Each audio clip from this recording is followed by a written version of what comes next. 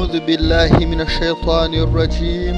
بسم الله الرحمن الرحيم. إن الحمد لله نحمده ونستعينه ونعوذ بالله من شرور أنفسنا ومن سيئات أعمالنا.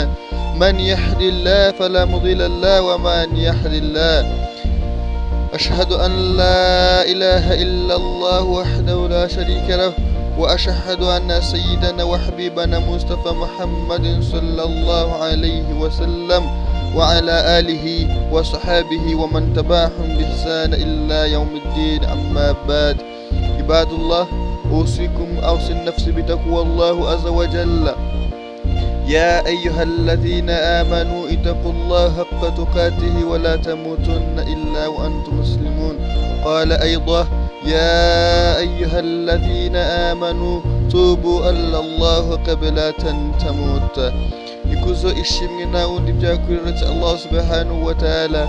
Amahoro n'imigisha n'ibisakare kwa sozereje n'umwana bahanuza ari Nabi Mustafa Muhammad sallallahu alayhi wa sallam, we n'abasangira ngendo be ndetse na babandi bakurikiye inzira y'ibyiza kuzageza ku munsi w'imperuka. Dusaba Allah subhanahu wa ta'ala ko natwe twazaturi muri abo ngabo. Allahumma amin. Mukuri uwo Allah subhanahu wa ta'ala yashatse kuyobora, uwo nguwo nta wamuyobya kabone nubwo byaca mu nzira zisa zite, kandi na wa wundi wamajije kuyobywa n'irari ry'umutima we, uwo nguwo nawe nta muntu ntamuyobora kabone nubwo byaca mu nzira zimeze zite, keretse impuhwe za Allah subhanahu wa ta'ala iyo zimugarutseho, uwo nguwo agomba kuyoboka nta kabuza.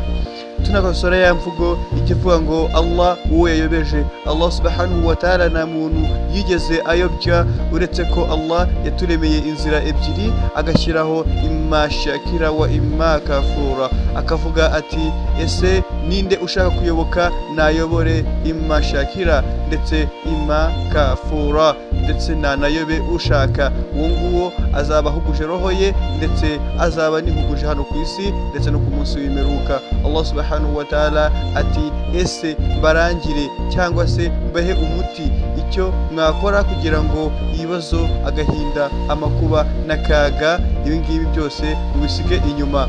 Rasul sallallahu alayhi wa sallam aratubwira ati umunsi umwe nasanze umugabo Aba Umama. Uyu Aba Umama yari aryamye mu musigiti yihebye cyane, yigunze, amadeni amujengereje, ndetse urumva ko yari yaraye mu musigiti ndetse yaniriwemo.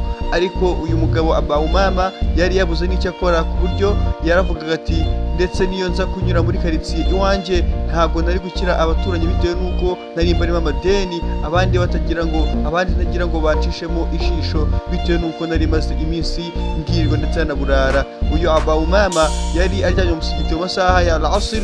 Hanyuma Rasul sallallahu alayhi wa sallam yaje gusari iswala yakererewe, asanga Aba Umama yaracyari mu musigiti, ntabwo yigeze asohokamo kuva ku swala ya al-asr. Hanyuma Aba Umama yararyamye aho ku ruhande. Rasul sallallahu alayhi wa sallam amajije gusari, hanyuma maze ubundi akeka ku ruhande, abwira Aba Umama ati ya Aba Umama, ese ko mbona umeze nkaho ibibazo byakwishe ukaba wabuze urihindukiriro, ese urumva umerewe ute? Hanyuma Aba Umama abwira Rasul sallallahu alayhi wa sallam ati ya Rasulullah, ibibazo biranyishe, amadeni ndetse n'agahinda, akaga, ibi byose nibyo biri gutuma nguma muri no musigiti, ku buryo nsohotse akanya gatoya nshobora kugenda ngasanga bari kuntera amabuye muri karitsiye, kwa ko amadeni aranjengereje ndetse n'ibyo kurya nabyo. Ibibazo ni ibibazo. Hanyuma Rasul sallallahu alayhi wa sallam aramubwira ati se ya Aba Umama, ni iki kintu wumva wowe wakorerwa kugira ngo ibi byose bishire? Aba Umama aravuga ati nanjye ubwanjye ntabwo mbizi. Rasul sallallahu alayhi wa sallam amuha inkuru nziza, aramubwira ati ese ya Aba Umama, nkwigishe cyangwa se kubwire amagambo wajya uvuga nyuma yuko uyavuze, maze ubundi aya magambo akaba yakurokora ibyo bibazo byose urimo, ndetse agakura muri ako kaga, agahinda, amadeni ukaba wayishyura. Aba Umama nta gushidikanya arazi kari kuvugana na Rasul sallallahu alayhi wa sallam, aravuga ati ya Rasulullah, ngaho mbwira ayo magambo ni ayahe? Hanyuma Aba Umama atega amatwi Rasul sallallahu alayhi wasallama yamusubiramo n'amagambo nanjye nshaka yuko mwatega amatwi maze ubundi mukayumva hanyuma igihe buri mu bibazo nk'ibi ngibi nawe ukabyifashisha ndetse Rasul sallallahu alayhi wasallam yaramubwiye ati ujya asubiramo uko ugiye kuryama ndetse na buri ko ubyutse hanyuma maze ubundi aya magambo niyasubiramo ibibazo agahinda akaga ibyose yabuciye ukubiri nabyo. Reka rero dusubiremo aya magambo Rasul sallallahu alayhi wasallama yabwiye Aba Umama yaramubwiye ati ya Aba Umama ujye uvuga aya magambo buri uko ukeye ndetse na buri uko bwije Allahumma inni a'udhu bika min al-hammi wal-huzn wal-ajz wal-kasr wal-jubn wal-bakhr wa dhalai dayni wa gharabati al-jalli. Aya magambo reka tuyasubiremo kwitonze kugira ngo nawe niba uruyafata mu mutwe uyafate kugira ngo ibi bigeragezo n'ibibazo akaga n'agahinda igihe byaguteye ujye wifashisha aya magambo. Kandi ikindi nanone Allah subhanahu wa ta'ala ati mujye mwifashisha amasengesho ndetse no kwihangana kubera ko nta na rimwe wasaba amaduwa meza nk'aya ngaya utakoze amasengesho yawe cyangwa se iswala.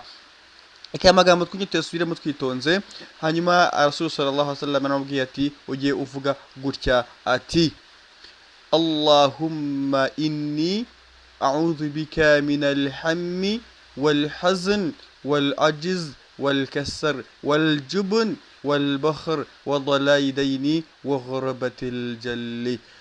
Rero nanone bavandimwe ba Islam ibi ngibi byose nabibukije ko tugomba kubikora uko twamajije kwiyezaho ibyaha byacu tugasenga uko bikwiye gatanu ku munsi ndetse tukababarira abari muri twebwe ndetse tukababarira urubyaro rwacu imiryango yacu ndetse n'ababyeyi bacu. Assalamu alaykum wa rahmatullahi wa barakatuh. Mwari kumwe n'umuvandimwe Bizimana Hussein.